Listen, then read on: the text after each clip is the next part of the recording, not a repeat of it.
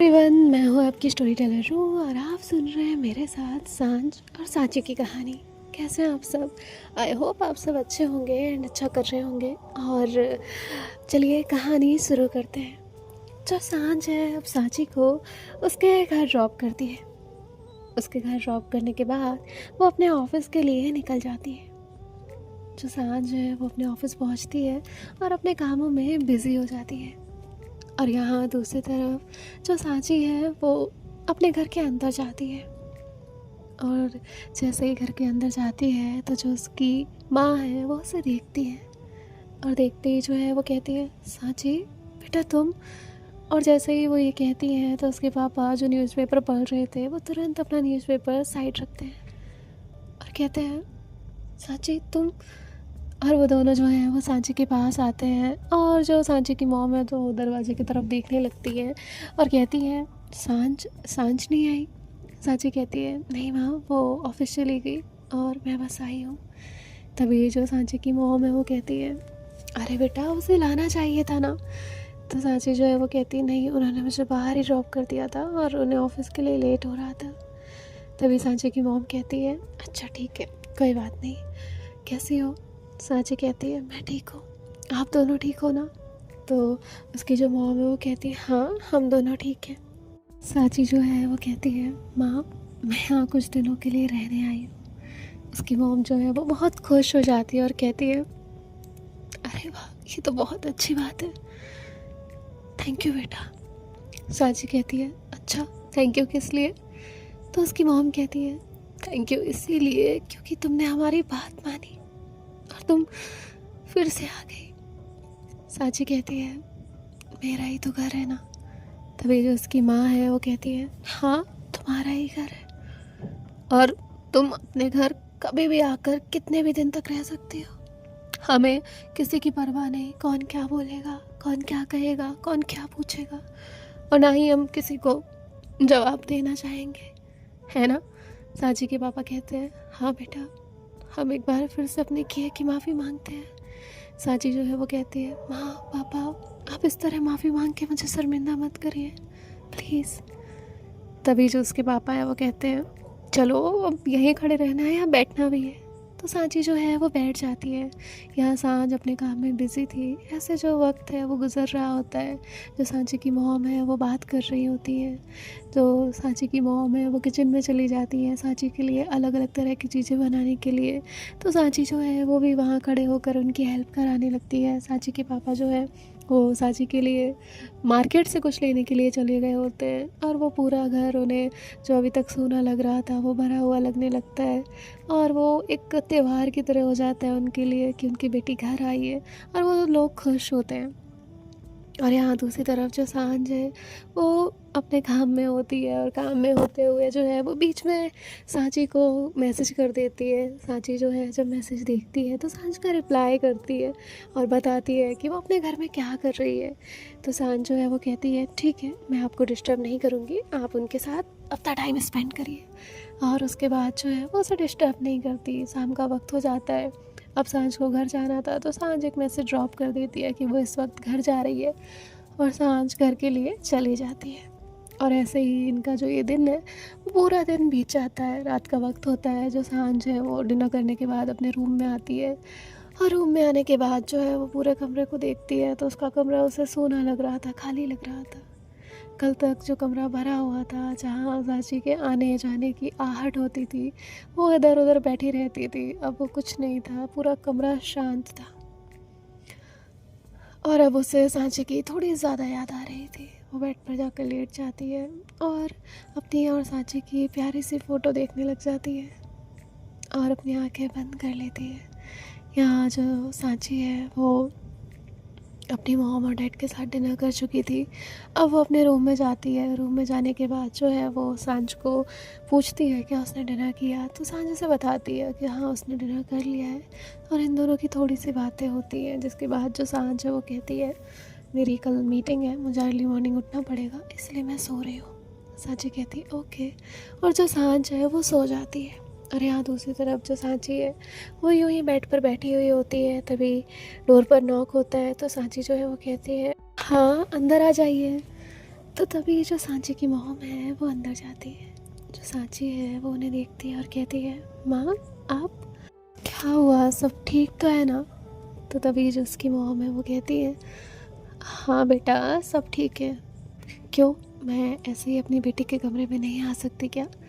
जो सांची है वो कहती है, नहीं क्यों नहीं आ सकती, बिल्कुल आ सकती है। और वो वही सांची के पास जो है वो बैठ जाती है। तो सांची जो है वो पहले कुछ पल हिचकिचाती है, फिर उसके बाद अपनी माँ की गोद में सर रख कर लेट जाती है।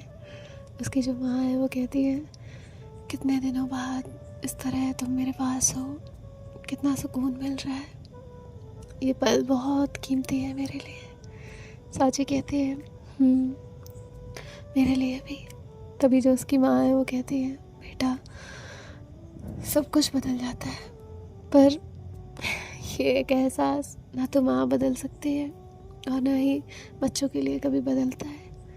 सांची जो है वो कहती है, हाँ माँ, मुझसे बेहतर कौन जानेगा। जिसके बाद जो उसकी मॉम है वो ऐसे ही उसके सर पर हाथ फेरती रहती है और जो सांची है वो सो जाती है। जिसके बाद वो सांची को ब्लैंकेट से कवर करती है और फिर वहाँ से चली जाती है।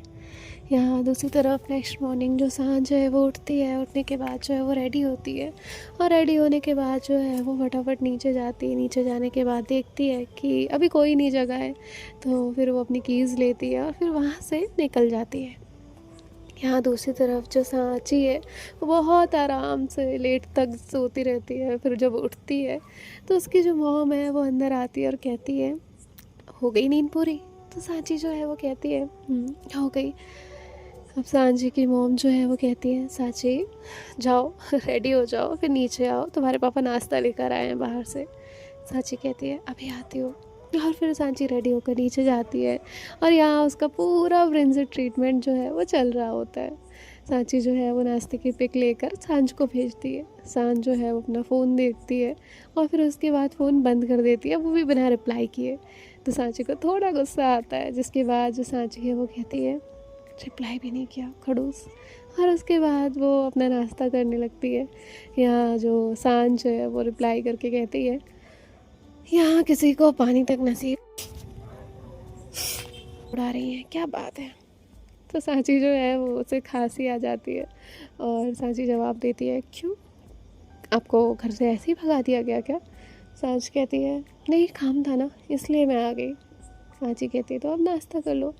सांच कहती है, आपको क्या करना है मोहतरमा, आप तो वहाँ अपने ही मज़े करिए।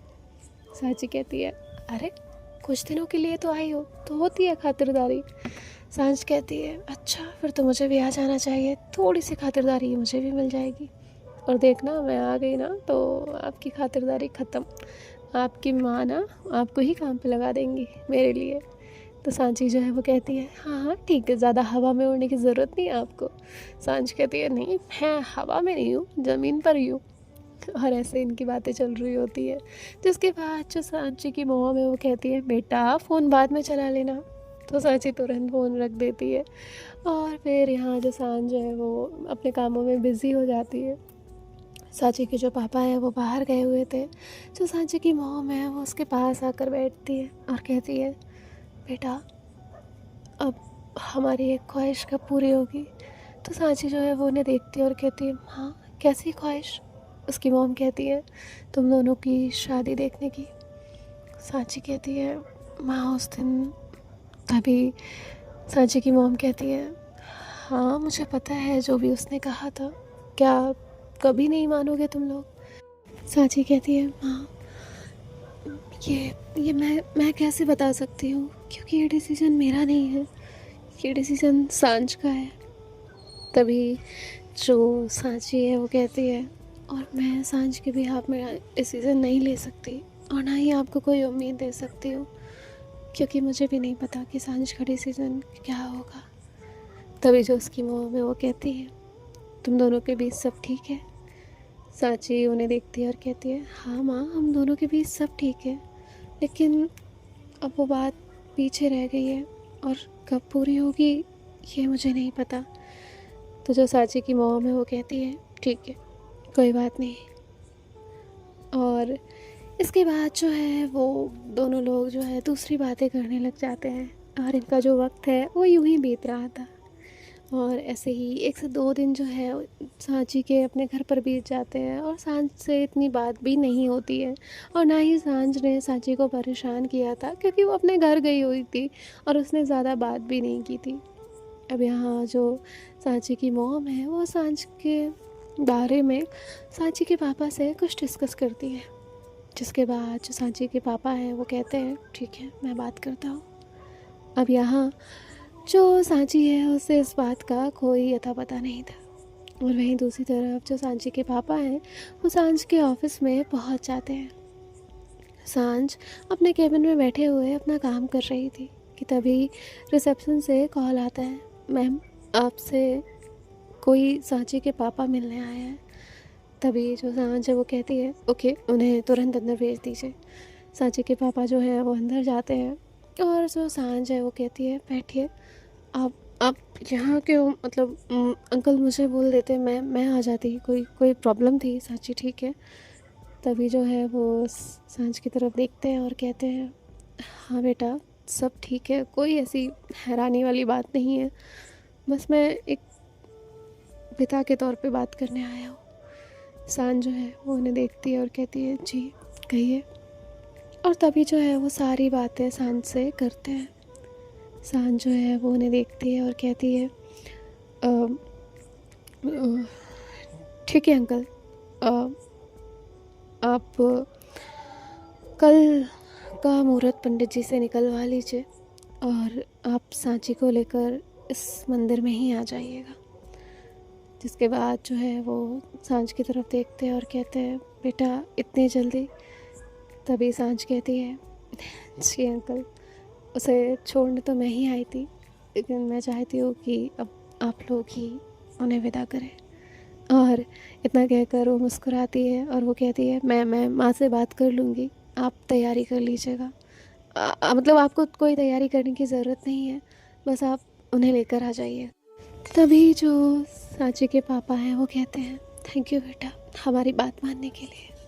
सांझ कहती है नहीं, मैं आपकी कोई बात नहीं मान रही अंकल, आप बहुत बड़े हैं, मैं तो सिर्फ वो पूरा कर रही हूँ। जिसके बाद जो है वो वहाँ से चले जाते हैं। यहाँ जो सांझ है वो अपनी मॉम को कॉल करती है और उन्हें सारी चीज़ें जो है वो बताती है। तो उसकी जो मॉम है वो बहुत खुश हो जाती है और कहती है बेटा मैं अभी पंडित जी से बात करती हूँ।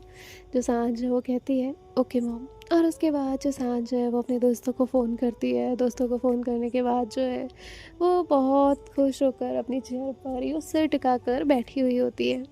और यहाँ दूसरी तरफ जो नैना है वो भी बहुत खुश थी और ऐसे सारी तैयारियां जो है वो हो रही थी और सब कुछ जो है वो डिसाइड हो जाता है। यहाँ दूसरी तरफ सांची को एक कानो कान कोई खबर भी नहीं थी। सांझ के जो माँ बाप हैं वो भी बहुत खुश थे, राघव भी बहुत खुश था, सब लोग बहुत खुश थे। और दूसरी तरफ यहाँ सांची की जो माँ है वो भी बहुत ज़्यादा खुश थी। तभी जो है वो कहती है मैं सांची को बता देती हूँ। तो सांची के पापा कहते हैं नहीं, उसे कुछ नहीं बताना है, बस उसे अचानक लेकर जाना है। तो सांची की माँ कहती है अचानक? उसके पापा कहते हैं हाँ अचानक, और वैसे भी इनकी शादी रह गई थी तो वही करानी है। जिसके बाद जो वो बहुत खुश होती हैं तो वो कहती हैं ठीक है। और अब आज का दिन जो है वो जैसे तैसे सबका खुशी के मारे निकल ही नहीं रहा था और बस उन्हें सबको बहुत खुशी थी। आज का दिन बीतता है, जो सांझ है वो भी घर पहुंच जाती है, उसकी तो रात पूरी जाग कर गुजरी थी और उसे सांची को जो ये सरप्राइज़ मिलने वाला था उसकी बहुत ही ज़्यादा खुशी थी। यहाँ नेक्स्ट डे जो सांझ है वो रेडी होती है और रेडी होने के बाद जो है सांची को कॉल करती है। मॉर्निंग का टाइम था, सांची अभी भी सो रही थी। सांची फ़ोन उठाती है और कहती है सांझ कहती है गुड मॉर्निंग मैडम। सांची कहती है गुड मॉर्निंग। सांझ कहती है वापस नहीं आना है आपको? सांची कहती है आना है, थोड़ा वक्त लगेगा। तभी सांझ कहती है वक्त तो नहीं लगेगा, अगर मैं आपके पापा से कह दूं कि वो आज आपको ले आए तो वो आज आपको छोड़कर जाएंगे। सांची कहती है अच्छा, कह कर देख लो, अगर मान गए तो मैं आपकी सारी बातें मानूंगी। तभी सांझ कहती है देख लो, सोच समझ के कह रही हो ना? सांची कहती है हाँ सोच समझ के कह रही हो, नहीं मानेंगे। जिसके बाद जो सांझ वो कहती है ओके, वैसे क्या आप मेरा एक काम करेंगी? सांची कहती है क्या?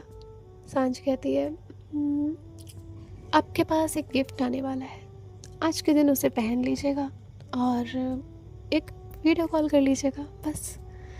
सांची कहती है बस इतनी सी बात?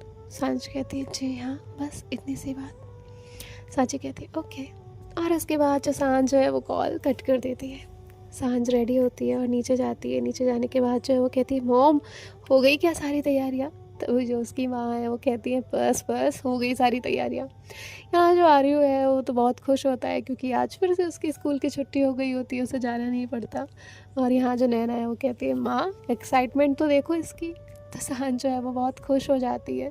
और ये सब लोग जो है वो हंसी मजाक कर रहे थे कि तभी डोर बेल रिंग होती है। जैसे ही डोर बेल रिंग होती है तो राघव जो है वो जाकर डोर ओपन करता है और सभी के चेहरे के रंग जो है वो उड़ जाते हैं क्योंकि वहाँ पर आर्यन खड़ा था। तभी जो राघव है वो कहता है जाओ यहाँ से, यहाँ क्या लेने आए हो?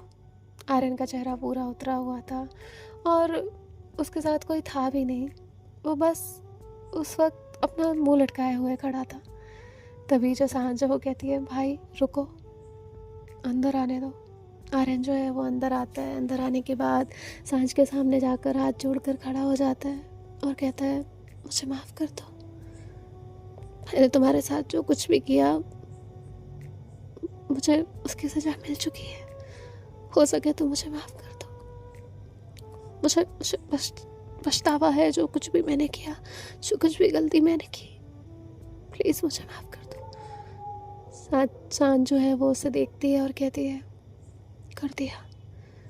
तभी वो कहता है माँ प्लीज़ मुझे माफ़ कर दो, आप सबसे मैं हाथ जोड़कर माफ़ी मांगता हूँ, सब लोग मुझे माफ़ कर दीजिए, मुझे अपनी गलती का पश्चाताप है और मैं बस यहाँ माफ़ी मांगने आया हूँ। मैं कोई हिस्सा मांगने नहीं आया, ना ही यहाँ रहने आया हूँ और मैं हमेशा हमेशा के लिए जा रहा हूँ और अब नहीं लौटूंगा। इतना कहकर जो है वो सांझ की तरफ देखता है और कहता है मैं सच में माफ़ी मांगता हूँ, मुझे एहसास है अपनी गलती का। सांझ कहती है भाई। तो आर्यन जो है वो रुक जाता है।